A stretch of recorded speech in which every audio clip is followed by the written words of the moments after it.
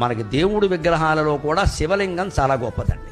నేనేదో పక్షపాతంతో అనడం లేదు, శాస్త్రీయమైన లాజిక్, తర్కం. శివలింగం గొప్పది. ఇతర దేవతా విగ్రహాలన్నిటికంటే శివలింగం గొప్పది. ఎందుకంటే శివలింగానికి కళ్ళు, ముక్కు, చెవులు, కాళ్ళు లేవండి. గమనించండి. కృష్ణుడికి ఉన్నాయి, రాముడికి ఉన్నాయి, వెంకటేశ్వర స్వామికి ఉన్నాయి, అమ్మవారికి కూడా ఉన్నాయి. శ్రీమాత, శ్రీ మహారాజ్ఞ. అబ్బో, ఆవిడ మామూలుగా కూర్చోదు, కాలేసుకుని కూర్చోవలసింది. అవన్నీ ఉన్నాయి. శివలింగాన్ని మీరు గమనించండి, అంతే ఇలాగే బోడిగా అలా ఉండిపోతుంది. ఎందుకని? అన్ని మీద నీళ్లు వచ్చినా జారిపోతాయి, పాలు పోసినా జారిపోతాయి, క్షీరాభిషేకం, తేనె పోసినా జారిపోతుంది, మధువుతో అభిషేకం, పళ్ళరసాలు పోసినా జారిపోతాయి అన్నీ. Download share chat.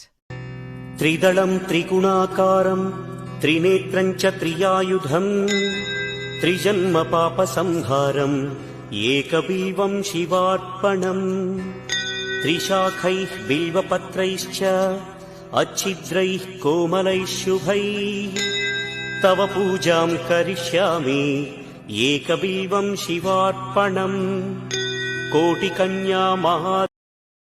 Download share chat.